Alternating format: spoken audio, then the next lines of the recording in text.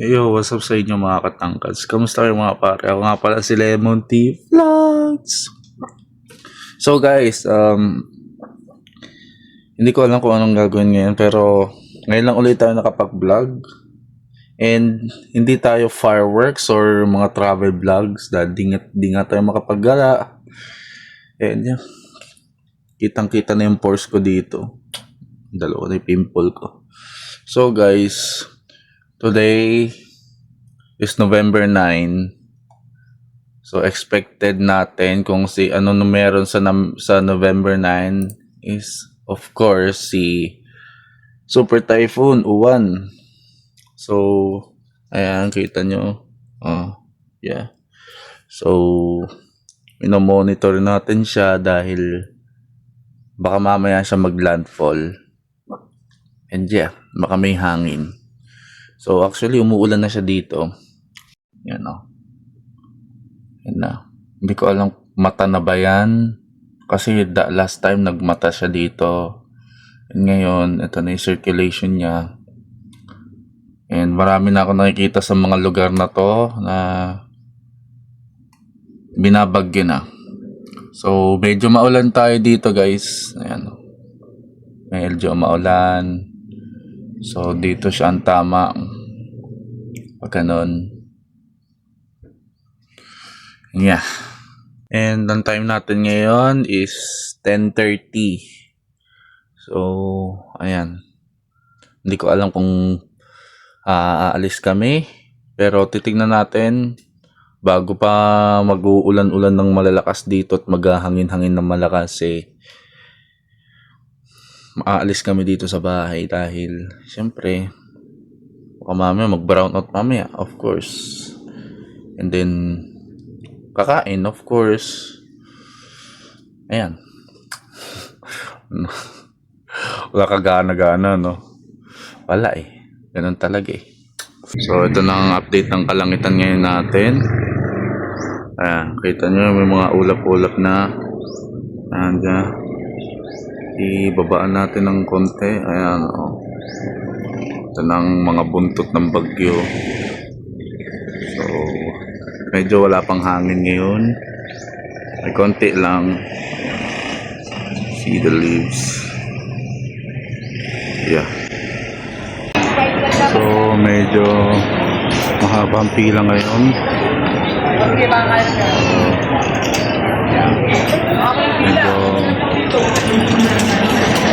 nagmamadali sila guys. Dahil malapit nang tumama ang bagyo.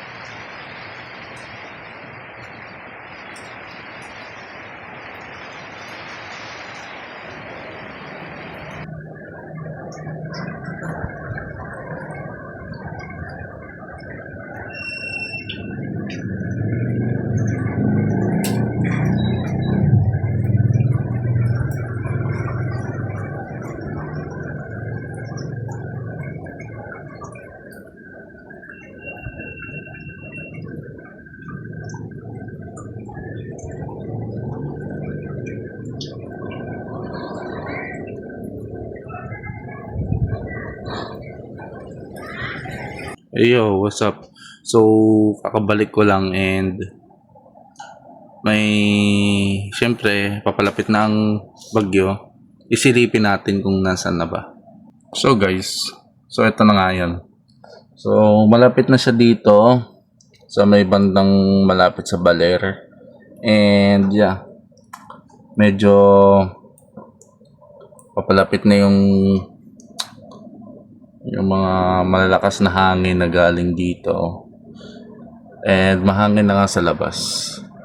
So, itatry natin i-check mamaya kung gaano nakalakas yung hangin sa labas. And yeah.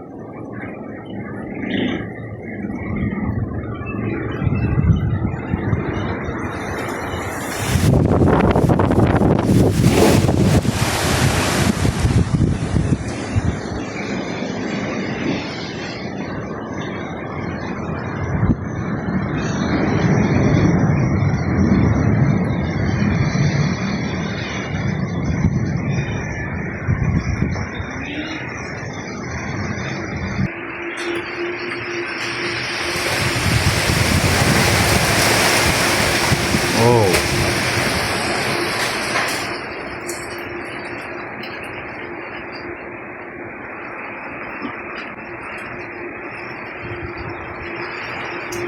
Good.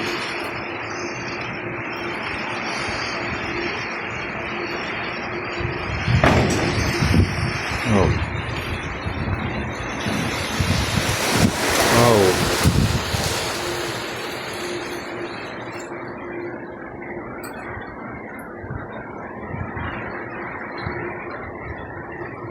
Malakas na. So, ayan. Dito na nga tayo. Actually, naglandfall na nga si Super Typhoon Uwan sa may Aurora. And yeah, parang nalusaw nga siya eh. So, sinisilip ko, ayan, medyo parang nalusaw siya nung naglandfall siya dito somewhere here in malapit sa Baler. And yeah. So, titignan natin. Parang wala na masyadong hangin na kung nararamdaman. Somewhere here. So, check natin yung labas. So, kung mahangin na lang kasi wala akong naririnig na ulan at medyo parang humihina na rin yung hangin. So, check natin. So, ito na nga yung update ngayon. Medyo humina na yung hangin dahil siguro nalusaw na yung bagyo. Dahil nga naglandfall na siya. Pero merong hangin pa rin eh. Pero konti na lang. Hindi na siya katulad ng kanina na medyo malakas.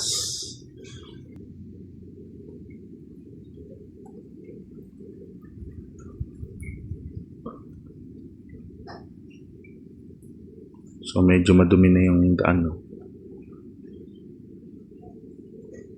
So wala na masyadong hangin. May puro pang ulan-ulan na lang.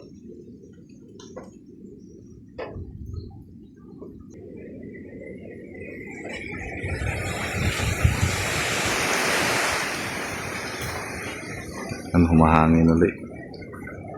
Pero hindi na siya katulad kanina na medyo malakas.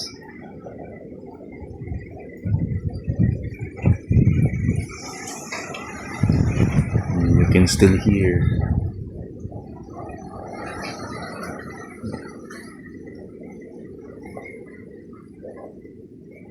Diba?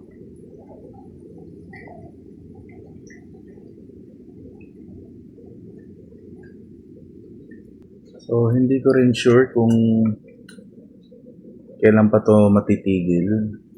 Kasi sabi daw hanggang bukas daw, hanggang madaling araw. Mamayang madaling araw. So, hindi natin alam. So, let's wait for the results. Saka sa mga announcement ng ating tagapagbalita. Pero, yeah. Sa mga kaibigan kong nasa Northern Luzon, mag-ingat kayo. Sa mga pinsang ko, mag-ingat kayo. Keep safe sa inyo. Dahil, yeah, never ko pang naranasan sa buong buhay ko yung bumagyo ng sagad-sagaran yung hangin. Dahil, nasa gitna kasi ng city. So, hindi masyado gaano nalalakasan ng hangin. Unlikely sa mga pwesto ninyo na tuloy-tuloy talaga yung hangin.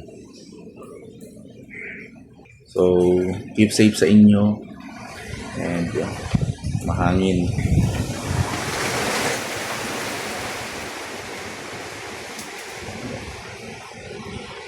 Mahangin talaga.